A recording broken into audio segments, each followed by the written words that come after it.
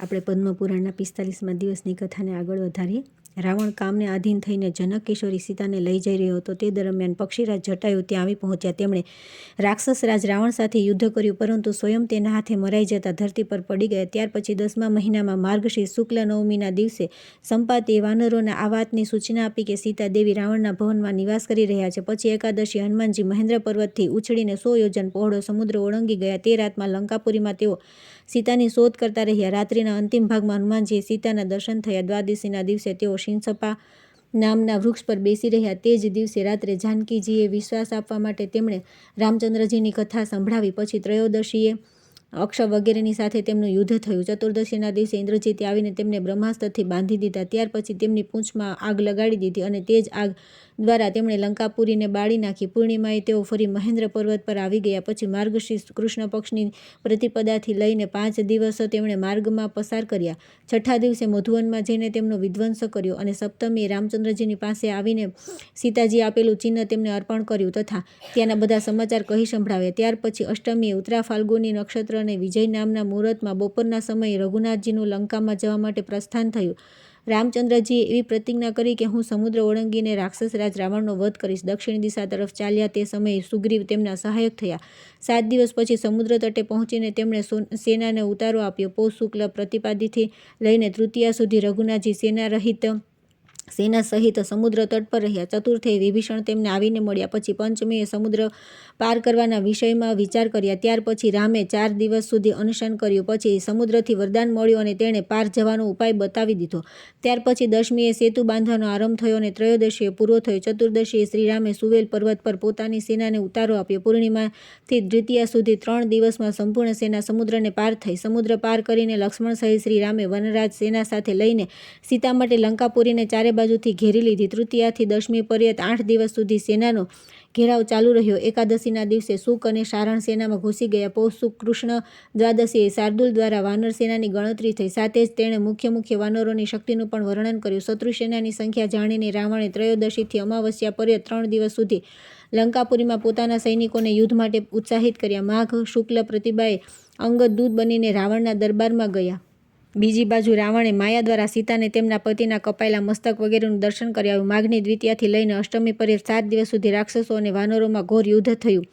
માઘ શુક્લ નવમીએ રાત્રિના સમયે ઇન્દ્રજીતે યુદ્ધમાં શ્રીરામ અને લક્ષ્મણને નાગપાસથી બાંધી દીધા। તેના કારણે મુખ્ય વાનરો જ્યારે બધી બાજુથી વ્યાકુળ અને ઉત્સાહીન થઈ ગયા, ત્યારે દશમીએ નાગપાસનો નાશ કરવા માટે વાયુદેવે શ્રી રામચંદ્રજીના કાનમાં ગરુડના મંત્રના જપ અને તેમના સ્વરૂપનું ધ્યાન બતાવી દીધું। આ પ્રમાણે કરવાથી એકાદશીએ ગરુડજીનું આગમન થયું। પછી દ્વાદશીએ રામચંદ્રજીના હાથે ધૃમ્રાક્ષનો વધ થયો। ત્રયોદશીના દિવસે પણ તેમના દ્વારા કંપન નામનો રાક્ષસ યુદ્ધમાં મરાયો। માઘ શુક્લ ચતુર્દશીએ કૃષ્ણ પક્ષની પ્રતિપદા સુધી 3 દિવસ નીલ દ્વારા પ્રહસનો વધ થયો। માઘ કૃષ્ણ દ્વિતીયાથી ચતુર્થી પર્યંત 3 દિવસ સુધી તુમુલ યુદ્ધ કરીને શ્રીરામે રાવણને યુદ્ધભૂમિથી ભગાડી દીધો। પંચમીથી અષ્ટમી સુધી 4 દિવસમાં રાવણે કુંભકર્ણને જગાડ્યો અને જાગ્યા પછી તેણે આહાર લીધો। પછી નવમીથી ચતુર્દશી પર્યંત 6 દિવસ સુધી યુદ્ધ કરીને રામે કુંભકર્ણનો વધ કર્યો। તેણે ઘણા બધા વાનરોનું ભક્ષણ કર્યું હતું। અમાવસ્યાના દિવસે કુંભકર્ણના મૃત્યુના શોકમાં રાવણે યુદ્ધ બંધ રાખ્યું।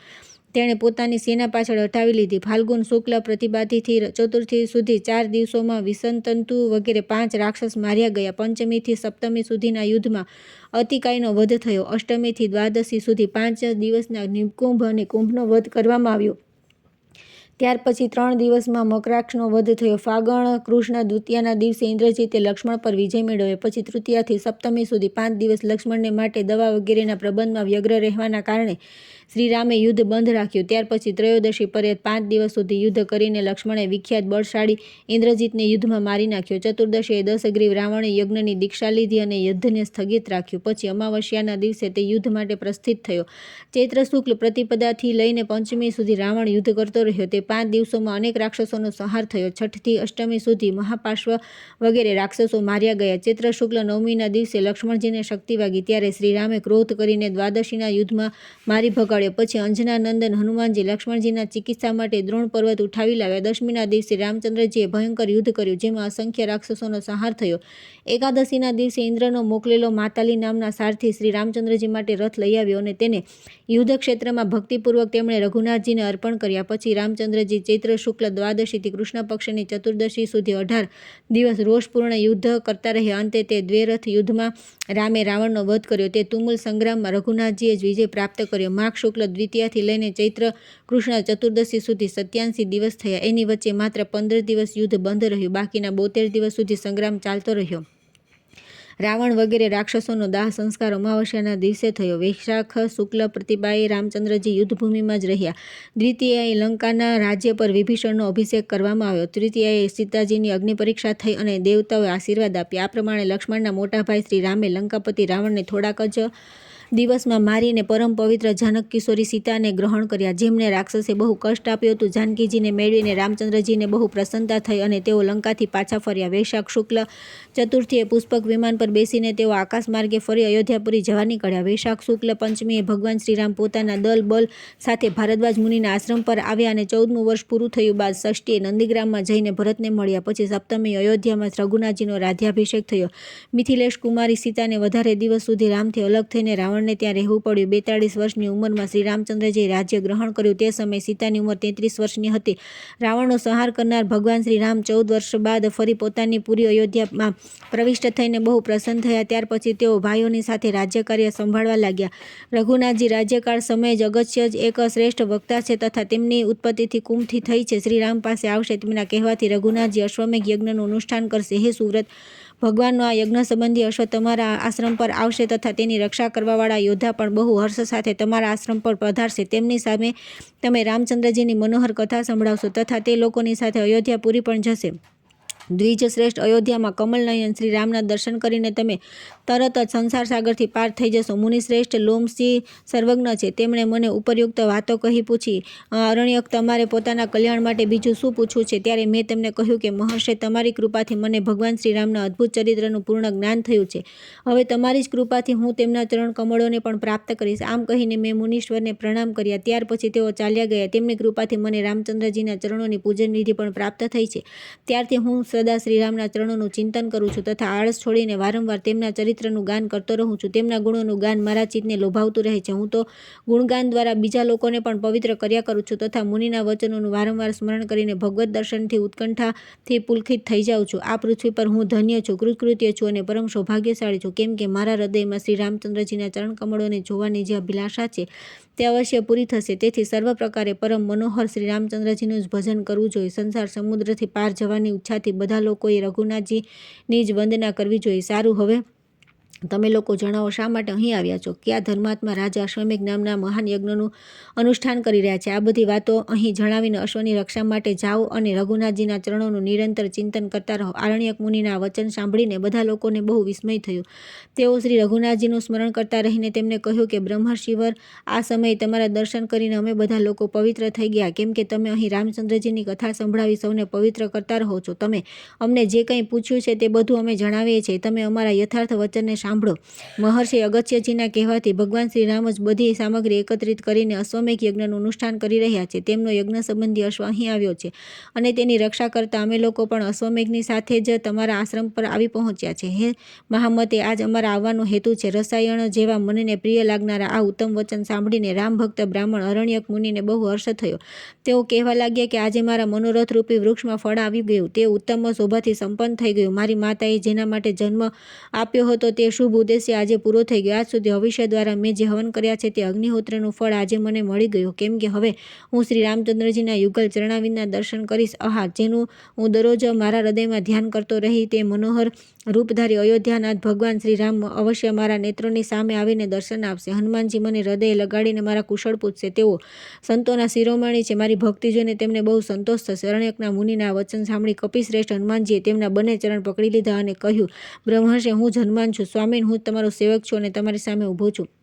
મુનીશ્વર, મને રઘુનાથજીના દાસની ચરણરજ સમજો. હનુમાનજી રામ ભક્ત હોવાના કારણે બહુ શોભી રહ્યા હતા. તેમની ઉપરયુક્ત વાતો સાંભળીને અરણ્યક મુનિને ભારે હર્ષ થયો અને તેમણે હનુમાનજીને હૃદયે લગાવી લીધા. બંનેના હૃદયમાંથી પ્રેમની ધારા વહી રહી હતી. બંને આનંદ સુધામાં નિમગ્ન થઈને શિથિલ તથા ચિત્રલિખિત જેવા પ્રતીત થઈ રહ્યા હતા. શ્રી રઘુનાથજીના ચરણ કમળોના પ્રેમથી જ બંનેનું મન પરિપૂર્ણ હતું. તેથી બંને બેસીને આપસમાં ભગવાનની મનોહર કથા કહેવા લાગ્યા. મુનિશ્રેષ્ઠ અરણ્યદક શ્રી રામના ચરણોનું ધ્યાન કરી રહ્યા હતા. હનુમાનજીએ તેમને તેમને આ મનોહર વચન કહ્યા. મહર્ષિ, આ રઘુનાથજીના ભાઈ મહાવીર શત્રુઘ્ન તમને પ્રણામ કરી રહ્યા છે. આ પ્રબળ વીરો દ્વારા સેવિત ભરતકુમાર પુષ્કળ પણ તમારા ચરણોમાં શીશ ઝુકાવે છે તથા આ બહુ જે મહાન બળવાન અને અનેક ગુણોથી વિભૂષિત સજ્જન ઊભા છે તેમને રઘુનાથજીના મંત્રી સમજો.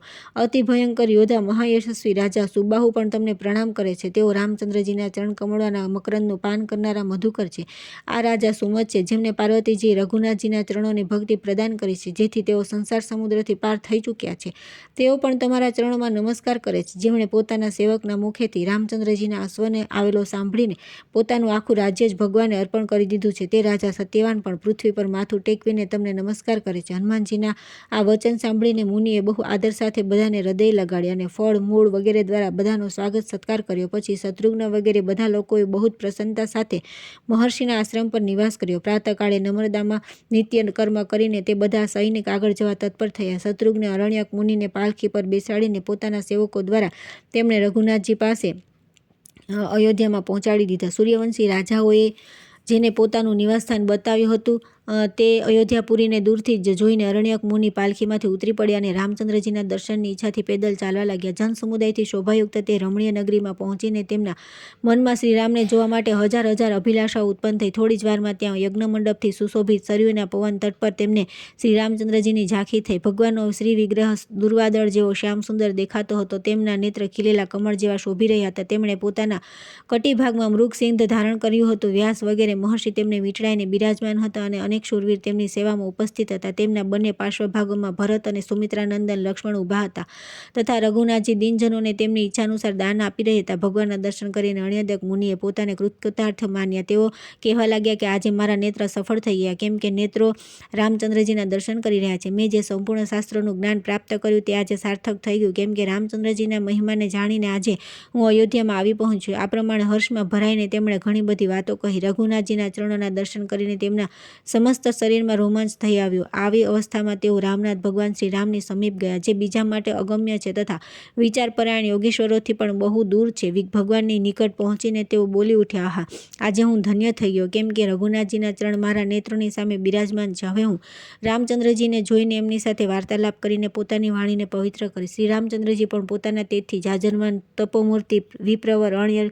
મુનિને આવેલા જોઈને તેમના સ્વાગત માટે ઊભા થઈ ગયા. તેઓ ઘણીવાર સુધી તેમના ચરણોમાં મસ્તક ઝુકાવી રહ્યા. દેવતા અને અસુર પોતાના મુગટમણીઓથી જેમના યુગલ ચરણોની આરતી ઉતારે છે તે જ પ્રભુ રઘુનાથજી મુનિના પગમાં પડીને કહેવા લાગ્યા કે બ્રાહ્મણ દેવ, આજે મેં મારા શરીરને પવિત્ર કરી દીધું. બ્રાહ્મણોમાં શ્રેષ્ઠ મહાતપસ્વી અરણ્યક મુનિએ રાજાઓના શિરોમણી રામચંદ્રજીને ચરણોમાં પડેલા જોઈને તેમના હાથ પકડીને ઉઠાડ્યા અને પોતાના પ્રિયતમ પ્રભુને છાતીએ લગાડી દીધા. કૌશલ્યાનંદન શ્રી રામે બ્રાહ્મણને મણિજણિત ઊંચા આસન પર બેસાડ્યા અને પોતે જ જળ લઈને તેમના બંને પગ ધોયા. પછી ચરણોદક લઈને ભગવાને તેને પોતાના મસ્તક પર ચડાવ્યો અને કહ્યું કે આજે હું પોતાના પરિવાર અને સેવકો સહિત પવિત્ર થઈ ગયો. ત્યાર પછી દેવાધિદેવથી સેવિત રઘુનાથજી મુનિના લલાટમાં ચંદનનું તિલક કર્યું અને તેમને દુધાળા ગાય દાનમાં આપી. પછી મનોહર વચનોમાં કહ્યું કે સ્વામી, હું અશ્વમેઘ યજ્ઞ કરી રહ્યો છું. તમારા ચરણ અહીં આવી ગયા તેથી હવે આ યજ્ઞ પૂર્ણ થઈ જશે. મારા અશ્વમેઘ યજ્ઞને તમે પોતાના ચરણોથી પવિત્ર કરી દીધો. રાજાધિરાજ રઘુનાથજીના વચન સાંભળી અરણ્યક મુનિ હસતા રહીને મધુર વાણીમાં કહ્યું કે સ્વામી, તમે બ્રાહ્મણોના હિતેશી અને આ પૃથ્વીના રક્ષક છો તેથી આ વચન તમારે યોગ્ય છે. મહારાજ, વેદોના પરગામી બ્રાહ્મણો તમારા જ વિગ્રહ છે. તમે બ્રાહ્મણોની પૂજા વગેરે કર્તવ્ય કર્મોનું આચરણ કરશો તો બધા રાજા પણ બ્રાહ્મણોનો આદર કરશે. શાસ્ત્રોના જ્ઞાનથી રહિત મૂઢ મનુષ્ય પણ જો તમારા નામનું સ્મરણ કરે તો તે સંપૂર્ણ પાપોના મહાસાગરને પાર કરીને પરમપદને પ્રાપ્ત થાય છે. બધા વેદો અને ઇતિહાસોનો આ સ્પષ્ટ સિદ્ધાંત છે કે રામ નામનું જે સ્મરણ કરવામાં આવે છે તે પાપોથી ઉદ્ધાર કરનારું છે. રઘુનાથજી બ્રહ્મહત્યા જેવા પાપ પણ ત્યાં સુધી ગર્જના કરે છે જ્યાં સુધી તમારા નામોનું સ્પષ્ટ રૂપે ઉચ્ચારણ કરવામાં આવતું નથી. મહારાજ, તમારા નામોની ગર્જના સાંભળીને મહાપાતક રૂપી ગજરાજ ક્યાં છુપાઈ જવા માટે સ્થાન શોધતો ભાગી જાય છે. શ્રીરામ તમારી કથા સાંભળીને બધા લોકો પવિત્ર થઈ જશે. પૂર્વકાળમાં જ્યારે સતયુગ ચાલી રહ્યો હતો તે ગંગા તીર પર નિવાસ કરવાવાળા પુરાણ વેતા ઋષિઓના મુખેથી આ વાત સાંભળી હતી. મહાન પાપ કરવાના કારણે વ્યાકુળ હૃદયવાળા પુરુષોને ત્યાં સુધી પાપનો ભય રહે છે જ્યાં સુધી તેઓ પોતાની જીભથી પરમ મનોહર શ્રી રામ નામનું ઉચ્ચારણ કરતા નથી. તેથી રામચંદ્રજી, આજે હું ધન્ય થઈ ગયો. તમારા દર્શનથી મારા સંસાર બંધનો નાશ સુલભ થઈ ગયો. મુનિને આ પ્રમાણે કહ્યા પછી રઘુનાથજીએ તેમનું પૂજન કર્યું. તે સમયે બધા મહર્ષિ તેમને સાધુવાદ આપવા લાગ્યા. દરમિયાન ત્યાં જે અત્યંત આશ્ચર્યજનક ઘટના ઘટી તે કહું છું. મુનિશ્રેષ્ઠ વાત્સાયન, તમે શ્રી રામની ભક્તિમાં તત્પર રહેવાવાળા છે. મારી વાતોને ધ્યાન આપીને સાંભળો. અરણ્યક મુનિને ધ્યાનમાં રઘુનાથજીનું જેવું સ્વરૂપ દેખાતું હતું તે જ રૂપમાં મહારાજ શ્રી રામચંદ્રજીને પ્રત્યક્ષ જોઈને તેમને અત્યંત હર્ષ થયો. તેમણે ત્યાં ઉપસ્થિત મહર્ષિઓને કહ્યું કે મુનીશ્વરો, તમે લોકો મારા મનોહર વચન સાંભળો. ભલા આ ભૂમંડળમાં મારા જેવો સૌભાગ્યશાળી મનુષ્ય કોણ હશે? શ્રી રામચંદ્રજીએ મને નમસ્કાર કરીને પોતાના મુખથી મારું સ્વાગત અને કુશળ સમાચાર પૂછ્યા છે. તેથી આજે મારી સમાનતા કરનાર કોઈ ન થયું છે અને ન થશે. શ્રુતિઓ પણ જેમના ચરણકમળની રજને સદા શોધ્યા કરે છે તે જ ભગવાને આજે મારા ચરણોદક માથે ચડાવીને પોતાને પવિત્ર માન્યા છે. એવું કહેતા તેમનું બ્રહ્મરંધ્ર ફૂટી ગયું તથા તેમાંથી તેજ નીકળ્યું. તે રઘુનાથજીના સમાઈ ગયું. આ પ્રમાણે સરયુના તટવર્તી યજ્ઞ મંડપમાં બધા લોકોની સામે અરણ્યક મુનિને સાયુજ્ય મુક્તિ પ્રાપ્ત થઈ, જે યોગીઓને માટે પણ દુર્લભ છે. તે સમયે આકાશમાં દેવતાઓના વાજિંદ્રો વાગવા લાગ્યા. ભગવાનને આગળ પુષ્પવૃષ્ટિ થઈ. દર્શકોને માટે આ વિચિત્ર અદ્ભુત ઘટના ઘટી. મુનિઓએ પણ આ દ્રશ્ય જોઈને મુનીશ્વર અરણ્યકની પ્રશંસા કરતા કહ્યું કે આ મુનિ શ્રેષ્ઠ કૃતાર્થ થઈ ગયા, કારણ કે રઘુનાથજીના સ્વરૂપમાં ભળી ગયા. ત્યાર પછી આવે છે દેવપુરના રાજકુમાર રૂકમાંગદ દ્વારા અશ્વનું અપહરણ. બંને બાજુની સેનાઓમાં યુદ્ધ અને પુષ્કલના બાણથી રાજા વીરમણીનું મૂર્છિત થવું. વાત્સાયન બોલ્યા કે ફણીશ્વર જે ભક્તોની પીડા દૂર કરવા માટે વિવિધ પ્રકારની લીલા કર્યા કરે છે તે રઘુનાથજીની કથા સાંભળવાથી મને તૃપ્તિ થતી નથી. વધારે ને વધારે સાંભળવાની ઈચ્છા થાય છે. વેદોને ધારણ કરનાર અનેક મુનિ ધન્ય હતા, જેમણે રઘુનાથજીના દર્શન કરી તેમની સામે જ પોતાના નશ્વર શરીરનો પરિત્યાગ કરી દીધો. શેષજી, હવે એ કહો કે મહારાજનો તે યજ્ઞ સંબંધી અશ્વ ત્યાંથી કઈ બાજુ ગયો, તેણે કોણે પકડ્યો તથા રામનાથ રઘુનાથજીની કીર્તિનો કઈ રીતે વિસ્તાર થયો? શેષજી કહ્યું કે બ્રહ્મર્ષિ, તમારો પ્રશ્ન બહુ સુંદર છે. તમે રઘુનાથજીના ગુણોને સાંભળી પણ ન સાંભળ્યા હોય તો તેમ માનીને તેમના પ્રત્યે પોતાનો લોભ પ્રગટ કરો છો અને વારંવાર પૂછો છો. સારું, હવે આગળની કથા સાંભળો. અનેકવાર સૈનિકો દ્વારા ઘેરાયેલો તે ઘોડો અરણ્યક મુનિના આશ્રમથી બહાર નીકળ્યો અને નર્મદાના મનોહર તટ પર ભ્રમણ કરતો રહીને દેવનિર્મિત દેવપુર નામના નગરમાં પહોંચ્યો. ત્યાં લોકોના મકાનોની દિવાલો સ્ફટિકમણીની બનેલી હતી, તેથી તે મકાનો પોતાની ઊંચાઈના કારણે હાથીઓથી ભરેલા વિંધ્યાચલ પર્વતોનો ઉપાસ કરતા હતા. ત્યાંની પ્રજાના કેટલાક મકાનો ચાંદીના હતા તથા તેમની અટારીઓ તથા ફાટક વિવિધ પ્રકારના માણેકના બનેલા હતા, જેમાં વિવિધ પ્રકારના વિચિત્ર મણી જડેલા હતા. તે નગરમાં મહારાજ વીરમણી રાજ્ય કરતા હતા, જે મોટા ધર્માત્મા હતા. તેમનું વિશાળ રાજ્ય વિવિધ પ્રકારની ભોગ સામગ્રીઓથી સંપન્ન હતા. રાજાના પુત્રનું નામ રૂકમાંગદ હતું. તે મહાન શૂરવીર અને બળવાન હતો. એક દિવસ તે મનોહર રમણીઓ સાથે વિહાર કરવા માટે વનમાં ગયો અને પ્રસન્નતાપૂર્વક મધુર વાણીમાં મધુર ગાન કરતા રહીને વિચારવા લાગ્યો. એ જ સમયે પરમ બુદ્ધિમાન રાજાધિરાજ રામચંદ્રજીનો એ સૌભાગ્યશાળી અશ્વર તે વનમાં આવી પહોંચ્યો. તેના લલાટમાં સુવર્ણ પત્ર બાંધેલો હતું. શરીરનો રંગ ગંગાજળ જેવો સ્વચ્છ હતો, પરંતુ કેસર અને કુમકુમના લેપના કારણે થોડો પીળો દેખાતો હતો. તે પોતાની તીવ્ર ગતિથી વાયુના વેગનો પણ તિરસ્કાર કરી રહ્યો હતો. તેને જોઈને રાજકુમારની સ્ત્રીઓ કહ્યું, પ્રિયતમ, સ્વર્ણ પત્રથી શોભાયમાન આ અશ્વ કોનો છે? આ બહુ સુંદર છે. તમે તેને બળપૂર્વક પકડી લો. રાજકુમારના નેત્ર લીલાયુક્ત ચિત્વરના કારણે બહુ સુંદર લાગતા હતા. તેણે સ્ત્રીઓની વાત સાંભળીને રમત માત્રમાં એક જ હાથે ઘોડાને પકડી લીધો. તેના ભલપત્ર પર સ્પષ્ટ અક્ષરમાં લખેલું હતું. તે વાંચીને રાજકુમાર હસ્યો અને તે મહિલા મંડળમાં આ પ્રમાણે બોલ્યો કે અહો, શૌર્ય અને સંપત્તિમાં મારા પિતા મહારાજ વીરમણીની બરાબરી કરનાર આ પૃથ્વી પર બીજો કોઈ નથી. તેમ છતાં તેમની હયાતીમાં આ રાજા રામચંદ્ર આવો અહંકાર કઈ રીતે ધરાવી શકે? પિનાકધારી ભગવાન શંકરની જેમની સદા રક્ષા કરે છે તથા દેવતા, દાનવ અને યક્ષ પોતાના મણિમય મુગટો દ્વારા જેમના ચરણોની વંદના કર્યા કરે છે, તે મહાબળી મારા પિતાજી જ આ ઘોડા પર અશ્વમેઘ યજ્ઞ કરે. અત્યારે મારા સૈનિકો આ ઘોડાઓના તબેલામાં બાંધી દે. આ પ્રમાણે આ ઘોડાને પકડીને રાજા વીરમણીનો જ્યેષ્ઠ પુત્ર રૂકમાંગદ પોતાની પત્નીઓની સાથે નગરમાં આવ્યો. તે સમયે તેના મનમાં અતિ ઉત્સાહ હતો. તેણે પિતાને જઈને કહ્યું કે હું રઘુકુળના સ્વામી શ્રી રામચંદ્રજીનો ઘોડો લઈ આવ્યો છું. આ ઈચ્છા પ્રમાણે ચાલનારો અદ્ભુત અશ્વમેઘ યજ્ઞ માટે છોડવામાં આવ્યો છે. રાજાના ભાઈ શત્રુઘ્ન પોતાની વિશાળ સેના સાથે આ અશ્વની રક્ષા માટે આવ્યા છે. મહારાજ વીરમણી બહુ બુદ્ધિમાન હતા. પુત્રની વાત સાંભળી તેમણે તેના આ કાર્યની પ્રશંસા કરી. વિચાર્યું કે આ ચૂપકીથી ઘોડો લઈને ચાલ્યો આવ્યો છે, તેનું આ કાર્ય તો ચોર જેવું છે. અદ્ભુત કર્મ કરનાર ભગવાન શંકર રાજાના ઈષ્ટદેવ હતા. તેમણે રાજાએ બધી વાત કહી સંભળાવી. ભગવાન શિવે કહ્યું કે રાજન, તમારા પુત્રે બહુ અદ્ભુત કામ કર્યું છે. તે પરમ બુદ્ધિમાન ભગવાન રામચંદ્રના મહાન અશ્વને હરી લાવ્યો છે, જેમનું હું મારા હૃદયમાં ધ્યાન કરું છું. જીભથી જેમના નામોનું ઉચ્ચારણ કરું છું, તે શ્રી રામના યજ્ઞ સંબંધી અશ્વનું તમારા પુત્રે અપહરણ કર્યું. પરંતુ આ યુદ્ધ ક્ષેત્રમાં એક બહુ મોટો લાભ એ થશે કે આપણે લોકો ભક્તો દ્વારા સેવિત રઘુનાથજીના ચરણ કમળોના દર્શન કરી શકીશું. પરંતુ આપણે અશ્વની રક્ષા માટે બહુ બહુ પ્રયત્ન કરવો જોઈએ. તેમ છતાં મને શંકા છે કે શત્રુઘ્નના સૈનિકો મારા દ્વારા રક્ષા કરવા છતાં આને બળપૂર્વક પકડીને લઈ જશે. તેથી મહારાજ, હું તો એ જ સલાહ આપીશ કે તમે વિનીત થઈ જાઓ અને રાજ્ય સહિત આ સુંદર અશ્વને ભગવાનની સેવામાં અર્પણ કરીને તેમના ચરણોના દર્શન કરો. વીરમણી બોલ્યા કે ભગવાન, ક્ષત્રિયોને એ ધર્મ છે કે તેઓ પોતાની કીર્તિની રક્ષા કરે. તેથી દરેક સ્વામીન પુરુષને માટે પોતાના પ્રતાપની રક્ષા કરવી તેનું કર્તવ્ય છે. તેના માટે તેણે તેની પૂરી શક્તિથી પરાક્રમ કરવું જોઈએ. જરૂર પડે તો શરીરને પણ હોમી દેવું જોઈએ. એકદમ કોઈના શરણમાં જવાથી શત્રુ ઉપાસ કરે છે. તે કહે છે કે આ કાયર છે, રાજાઓમાં અધમ છે, ક્ષુદ્ર છે. આ નીચ ભયથી વિહવળ અને થઈને અનાર્ય પુરુષોની જેમ શત્રુના ચરણોમાં મસ્તક ઝુકાવ્યું છે. તેથી હવે યુદ્ધનો અવસર ઉપસ્થિત થઈ ગયો છે. અત્યારે જે ઉચિત હોય તે તમે કરો. કર્તવ્યનો વિચાર કરીને તમારે તમારા આ ભક્તની રક્ષા કરવી જોઈએ. શ્રેષ્ઠજી કહે છે કે રાજાની વાત સાંભળીને ભગવાન ચંદ્રમૌલી પોતાની મેઘ સમાન ગંભીર વાણીથી તેમનું મન લોભાવતા હસીને બોલ્યા કે રાજન, જો 33 કરોડ દેવતાઓ પણ આવી જાય તો પણ કોઈમાં એટલી શક્તિ નથી કે જે મારા દ્વારા રક્ષા કર્યા પછી તમારી પાસેથી ઘોડો લઈ શકે. જો સાક્ષાત ભગવાન અહીં આવીને પોતાના સ્વરૂપની ઝાંખી કરાવશે તો હું તેમના કોમળ ચરણોમાં મસ્તક ઝુકાવીશ. કેમ કે સેવકનું સ્વામી સાથે યુદ્ધ કરવાને બહુ મોટો અન્યાય કહેવામાં આવ્યો છે. બાકીના જેટલા વીર છે તે બધા મારા માટે તણખલા જેવા છે. તેથી રાજેન્દ્ર, તમે યુદ્ધ કરો. હું તમારો રક્ષક છું. મારી સામે કયો એવો વીર છે જે બળપૂર્વક ઘોડો લઈ જઈ શકે? જો ત્રણેય લોક સંગઠિત થઈ જાય તો પણ મારું કંઈ બગાડી શકે એમ નથી. આ બાજુ રઘુનાથજી જેટલા સૈનિક હતા તેઓ અશ્વનો રસ્તો શોધી રહ્યા હતા. એટલામાં મહારાજ શત્રુઘ્ન પણ પોતાની વિશાળ સેના સાથે આવી પહોંચ્યા. આવીને તેમણે તરત જ બધા સૈનિકોને પૂછ્યું કે મારો ઘોડો ક્યાં છે? સુવર્ણપત્રથી સુશોભિત તે યજ્ઞ સંબંધી ઘોડો અહીં દેખાતો કેમ નથી? તેમની વાત સાંભળીને અશ્વની પાછળ ચાલનારા સેવકોએ કહ્યું કે નાથ, તે મનોવેગી અશ્વને આ જંગલમાં કોઈ હરી લીધો છે. અમને તો પણ ક્યાંય દેખાતો નથી. સેવકોની વાત સાંભળીને રાજા શત્રુઘ્ને સુમતિને પૂછ્યું કે મંત્રીવર, અહીં કયો રાજા નિવાસ કરે છે? આપણને અશ્વ કઈ રીતે મળશે? જેણે આજે આ અશ્વનું અપહરણ કર્યું છે તે રાજાની પાસે કેટલી સેના છે? આ પ્રમાણે શત્રુઘ્નજી મંત્રી સાથે પરામર્શ કરી રહ્યા હતા. એટલામાં દેવર્ષિ નારદ યુદ્ધ જોવા માટે ઉત્સુક થઈને ત્યાં આવ્યા. શત્રુઘ્ને તેમનો સ્વાગત સત્કાર કરીને સંતુષ્ટ કર્યા. તેઓ વાતચીત કરવામાં બહુ ચતુર હતા. તેથી પોતાની વાણી દ્વારા નારદજીને પ્રસન્ન કરતા બોલ્યા કે મહામતે, બતાવો, મારો અશ્વ ક્યાં છે? તેનો ક્યાંય પત્તો મળતો નથી. મારા કાર્યકુશળ અનુચર પણ તેના માર્ગને શોધી શકતા નથી. નારદજી વીણાવાદન કરતા રહીને રામચંદ્રની કથાનું વારંવાર ગાન કરીને બોલ્યા કે રાજન, અહીં દેવપુર નામે નગર છે. તેમાં વીરમણી નામે પ્રસિદ્ધ એક બહુ મોટા રાજા છે. તેમનો પુત્ર આ વનમાં આવ્યો હતો. તેણે અશ્વને પકડી લીધો છે. આજે રાજાની સાથે તમારા લોકોનું બહુ ભયંકર યુદ્ધ થશે.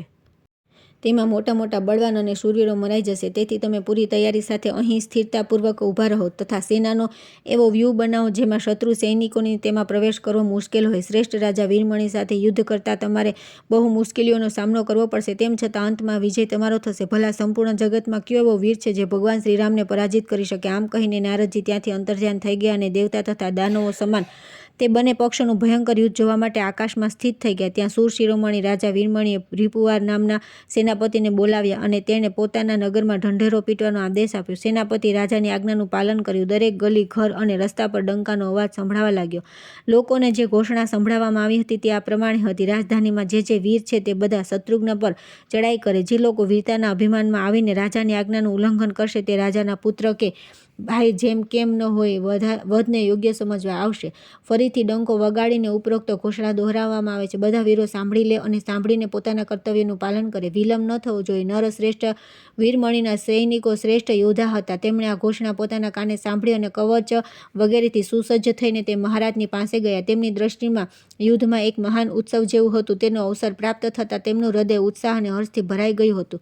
રાજકુમાર રૂકમાંગન પણ પોતાના મન જેવા વેગશાળી રથ પર બેસીને આવ્યા હતા. તેમના નાના ભાઈ સુભાગન પણ પોતાના સુંદર શરીર પર બહુમૂલ્ય રત્નજડિત કવચ ધારણ કરીને રણોત્સવમાં સામેલ થવા માટે આવ્યા. મહારાજના ભાઈનું નામ વીરસિંહ હતું. તેઓ બધી પ્રકારની અસ્ત્ર-શસ્ત્ર વિદ્યામાં પ્રવીણ હતા. રાજાની આજ્ઞા અનુસાર તેઓ પણ દરબારમાં ગયા, કેમ કે મહારાજની આજ્ઞા કોઈ ટાળી શકતું નહોતું. રાજાનો ભાણેજ બલમિત્ર પણ આવી ગયો તથા સેનાપતિ રીપુવારે પણ શત્રુઘ્નની સેના તૈયાર કરીને મહારાજને તેની સૂચના આપી. ત્યાર પછી રાજા વીરમણી સર્વ પ્રકારના અસ્ત્ર-શસ્ત્રોથી ભરેલા પોતાના શ્રેષ્ઠ રથ પર બેઠા. તે રથ પર બહુ ઊંચો હતો અને તેના ઊંચા ઊંચા પૈડા મણીઓના બનેલા હતા. ચારે બાજુથી ભેરીઓ વાગી ઉઠ્યો. તેમણે વગાડનાર બહુ કુશળ હતા. ભેરીઓ વાગતા જ રાજાની સેના યુદ્ધ માટે પ્રસ્થિત થઈ.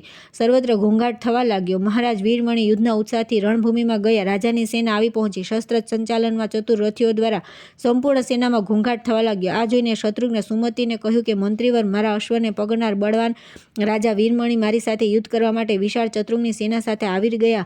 હવે કઈ રીતે યુદ્ધનો આરંભ કરવો જોઈએ? ક્યાં ક્યાં મહાબળી યોદ્ધા આ સમયે યુદ્ધ કરશે તે બધાને આદેશ આપો, જેથી આ યુદ્ધમાં આપણને મનોવાંછિત વિજય મળે. સુમતિ કહ્યું કે સ્વામીન, વીર પુષ્કળ શ્રેષ્ઠ અસ્ત્રોના જ્ઞાતા છે. અત્યારે તેઓ જ યુદ્ધ કરે. નીલરત્ન વગેરે બીજા યોદ્ધા પણ સંગ્રામમાં કુશળ છે. તેઓ પણ લડી શકે છે. તમારે તો ભગવાન શંકર અથવા રાજા વીરમણી સાથે યુદ્ધ કરવું જોઈએ. તે રાજા બહુ બળવાન અને પરાક્રમી છે. તેમને દ્વંદ્વયુદ્ધ દ્વારા જીતવા જોઈએ. આવી યુક્તિપૂર્વકના આયોજનથી તમારો વિજય થશે. ત્યારબાદ તમને જે યોગ્ય લાગે તેવું જ કરો, કેમ કે તમે તો સ્વયં બુદ્ધિમાન છો. મંત્રીની આ વાત સાંભળીને શત્રુઓનું દમન કરનાર શત્રુઘ્ને યુદ્ધ માટે નિશ્ચય કર્યો અને શ્રેષ્ઠ યોદ્ધાઓને લડવાની આજ્ઞા આપી. યુદ્ધ માટેની તેમની આજ્ઞા સાંભળીને યુદ્ધ કુશળ વીરો અત્યંત ઉત્સાહમાં આવી ગયા અને શત્રુઓને સાથે યુદ્ધ કરવા માટે ચાલ્યા. તેઓ હાથમાં ધનુષ ધારણ કરેલા યુદ્ધમાં મેદાનમાં દેખાવા અને બાણોની વૃષ્ટિ કરીને મોટી સંખ્યામાં વિપક્ષી યોદ્ધાઓને વિદીર્ણ કરવા લાગ્યા. તેમના દ્વારા પોતાના સૈનિકોનો સંહાર સાંભળીને મણિમય રથ પર બેઠેલો બળવાન રાજકુમાર રૂકમાગંધ તેમનો સામનો કરવા માટે આગળ વધ્યો. તેણે પોતાના અસંખ્ય બાણો દ્વારા શત્રુ પક્ષના હજારો વીરોને વ્યગ્ર કરી દીધા. તે સૈનિકોમાં હાહાકાર મચી ગયો. રાજકુમાર બળવાન હતો. તેણે બળ અને યશ અને સંપત્તિમાં પોતાના બરાબરીના શત્રુઘ્ન અને ભરતકુમાર પુષ્કળને યુદ્ધ માટે લલકાર્યા. વીરરત્ન, મારી સાથે યુદ્ધ કરવા માટે આવો. આ કરોડો મનુષ્યોને બીવડાવવાથી કે મારવાથી શો લાભ? મારી સાથે ઘોર સંગ્રામ કરીને વિજયી થાઓ. રૂકમાગંધના આ પ્રમાણે કહ્યા પછી બળવાન વીર પુષ્કળ હસી પડ્યા. તેમણે પોતાના તીક્ષ્ણ બાણોથી રાજકુમારની છાતીમાં બહુ વેગથી પ્રહાર કર્યો. પુષ્કળના આ પરાક્રમને રૂકમાગંધ સહી ન શક્યો. તેણે પોતાના મહાન ધનુષ પર બાણોનું સંધાન કર્યું અને 10 સાયકોથી વીર પુષ્કળની છાતીને વીંધી નાખી. બંને યુદ્ધમાં એકબીજા પર ક્રોધિત હતા. બંનેના હૃદયમાં વિજયની અભિલાષા હતી. રૂકમાગંધે પુષ્કળને કહ્યું કે વીર, હવે તમે મારું અદ્ભુત પરાક્રમ જુઓ. સાંભળીને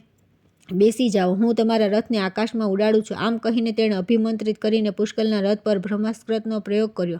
તે બાણથી પુષ્કળનો રથ ચક્કર ખાતો 1 યોજન દૂર જઈને પડ્યો. સારથીએ બહુ જ મહેનતથી રથને રોક્યો, તો પણ તે પૃથ્વી પર ચક્કર ખાવા લાગ્યો. બહુ પ્રયત્ન કરીને રથને પૂર્વસ્થાન પર લઈ જઈને ઉત્તમ અસ્ત્રોના જ્ઞાતા પુષ્કળે કહ્યું કે રાજકુમાર, તમારા જેવા વીર પૃથ્વી પર રહેવાને યોગ્ય નથી. તમારે તો ઇન્દ્રની સભામાં રહેવું જોઈએ. તેથી હવે દેવલોકમાં ચાલ્યા જાઓ. આવું કહીને તેમણે આકાશમાં ઉડાડી દેનાર મહાન અસ્ત્રનો પ્રયોગ કર્યો. તે બાણના પ્રહારથી રૂકમાગંધનો રથ સીધો આકાશમાં ઉડી ગયો અને બધા લોકોને ઓળંગતો રહીને સૂર્યમંડળ સુધી જઈ પહોંચ્યો. ત્યાંની પ્રચંડ જ્વાળાથી રાજકુમારનો રથ ઘોડા અને સારથી સહિત બળી ગયો તથા તે પોતે પણ સૂર્યના કિરણોથી દગ્ધ થઈ જવાને કારણે બહુ દુઃખી થઈ ગયો અને અંતે તે પૃથ્વી પર પડી ગયો. તે સમયે યુદ્ધના અગ્રભાગમાં બહુ હાહાકાર મચી ગયો. રાજા વીરમણી પોતાના પુત્રને મૂર્છિત જોઈને ક્રોધિત થઈ ગયા અને રણભૂમિમાં સ્થિત પુષ્કળ તરફ ચાલ્યા.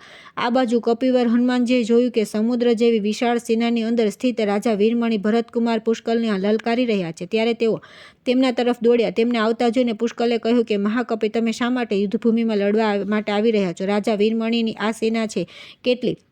હું તો આને તુચ્છ સમજું છું. જે પ્રમાણે તમે ભગવાન શ્રી રામની કૃપાથી રાક્ષસ સેના રૂપી સમુદ્રને પાર કર્યો હતો, તે પ્રમાણે હું પણ રઘુનાથજીનું સ્મરણ કરીને આ દુસ્તર સંકટથી પાર થઈ જઈશ. જે લોકો દુસ્તર અવસ્થામાં પડીને રઘુનાથજીનું સ્મરણ કરે છે, તેમનો દુઃખરૂપી સમુદ્ર સુકાઈ જાય છે. એમાં જરા પણ સંદેહ નથી. તેથી મહાવીર, તમે કાકા શત્રુઘ્નની પાસે જાઓ. હું હમણાં ક્ષરવારમાં જ રાજા વીરમણીને જીતીને આવી રહ્યો છું. હનુમાનજી બોલ્યા કે બેટા, રાજા વીરમણી સાથે લડવાનું સાહસ ન કરો. એ દાની શરણાગતોની રક્ષામાં કુશળ, બળવાન અને શૂરવીર શિરોમણી છે. તમે હજી બાળક છો અને રાજા વૃદ્ધ છે. તે સંપૂર્ણ અસ્ત્રવેતાઓમાં શ્રેષ્ઠ છે. તેમણે યુદ્ધમાં અનેક શૂરવીરોને પરાસ્ત કર્યા છે. તમને ખબર હોવી જોઈએ કે ભગવાન સદાશિવ તેમના રક્ષક છે અને હંમેશા તેમની પાસે છે. તેઓ રાજાની ભક્તિને વશ થઈને આ નગરમાં પાર્વતી સહિત નિવાસ કરે છે. પુષ્કળે કહ્યું કે કપિલ શ્રેષ્ઠ, માની લીધું કે રાજાએ ભગવાન શંકરને ભક્તિથી વશમાં કરીને પોતાના નગરમાં સ્થાપિત કરી રાખ્યા છે, પરંતુ ભગવાન શંકર સ્વયં, જેમની આરાધના કરીને સર્વોત્કૃષ્ટ સ્થાનને પ્રાપ્ત થયા છે, તે રઘુનાથજી મારું હૃદય છોડીને ક્યાંય જતા નથી. જ્યાં રઘુનાથજી છે ત્યાં સંપૂર્ણ ચરાચર જગત છે. તેથી હું રાજા વીરમણીને યુદ્ધમાં જીતી લઈશ. સ્થિરતાપૂર્વક કહેલી પુષ્કળની આવી દલીલ સાંભળીને હનુમાનજી રાજાના નાના ભાઈ વીરસિંહ સાથે યુદ્ધ કરવા માટે ચાલ્યા ગયા. પુષ્કળ દ્વેરથ યુદ્ધમાં કુશળ હતા અને સેનાથી જડેલા રથ પર બિરાજમાન હતા. તેઓ રાજાની લલકાર સાંભળીને તેમનો સામનો કરવા ગયા. તેમણે આવેલા જોઈને રાજા વીરમણીએ કહ્યું કે બાલક, મારી સામે ન આવો. હું અત્યારે બહુ ક્રોધિત છું. યુદ્ધમાં મારો ક્રોધ વિશેષ કરીને વધી જાય છે. જો પ્રાણ બચાવવાની ઈચ્છા હોય તો પાછા જાઓ. મારી સાથે યુદ્ધ ન કરો. રાજાના વચન સાંભળીને પુષ્કળે કહ્યું કે રાજન, તમે યુદ્ધમાં પોતાને સંભાળો. હું શ્રી રામનો ભક્ત છું. મને યુદ્ધમાં કોઈ જીતી શકે એમ નથી, ભલે તે ઇન્દ્રપદનો અધિકારી કેમ ન હોય. પુષ્કળના આ વચન સાંભળીને રાજાઓના અગ્રણી વીરમણી તેમને તદ્દન બાળક સમજીને હસવા લાગ્યા. પછી તેમણે પોતાનો ક્રોધ પ્રગટ કર્યો. રાજાને ક્રોધિત જાણીને રણોમન વીર ભરતકુમારે તેમની છાતીમાં 20 તીક્ષ્ણ બાણોનો પ્રહાર કર્યો. તે બાણોને આવતા જોઈને રાજાએ અત્યંત ક્રોધિત થઈને પોતાના તીક્ષ્ણ સાયકોથી તે બાણોને કાપી નાખ્યા. બાણોને કપાયેલા જોઈને શત્રુદળનો વિનાશ કરવાવાળા ભરતકુમાર ભારે ક્રોધિત થયા.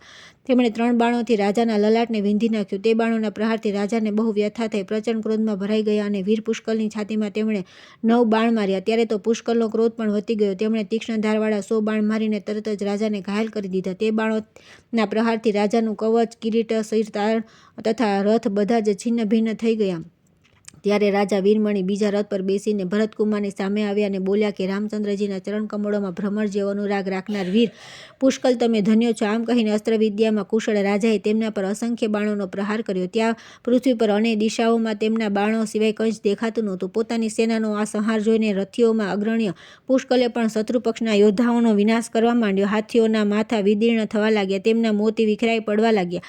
તે સમયે ક્રોધમાં ભરેલા પુષ્કલે રાજા વીરમણીને સંબોધિત કરીને શંખ વગાડીને નિર્ભયતાપૂર્વક કહ્યું કે રાજન, તમે વૃદ્ધ હોવાના કારણે મારા આદરણીય છો. તેમ છતાં અત્યારે યુદ્ધમાં મારું મહાન પરાક્રમ જોઈ લો. વીરવર, જો આ 3 બાણોથી હું તમને મૂર્છિત ન કરી દઉં તો મહાપાપી મનુષ્ય પાપ હારિણી ગંગાના તટ પર જઈને તમને નિંદા કરીને તેમના જળમાં ડૂબકી મારતો નથી. તેને લાગનારું પાપ મને લાગે. આમ કહી પુષ્કલ રાજાના વક્ષસ્થળને તે બહુ જ વિસ્તૃત કરતું હતું નિશાન બનાવ્યું અને એક અગ્નિ જેવું તેજસ્વી અને તીક્ષ્ણ બાણ છોડ્યું. પરંતુ રાજાએ પોતાના બાણથી પુષ્કલના તે બાણના 2 ટુકડા કરી નાખ્યા. તેમાંનો એક ટુકડો તો ભૂમંડળને પ્રકાશિત કરતો પૃથ્વી પર પડી ગયો અને બીજો રાજાના રથ પર પડ્યો. ત્યારે પુષ્કલે પોતાની માતાની ભક્તિનું પુણ્ય અર્પણ કરીને બીજું બાણ છોડ્યું, પરંતુ રાજાએ પોતાના મહાન બાણથી તેને પણ કાપી નાખ્યો. આગળની કથા આપણે આવતીકાલે કરીશું.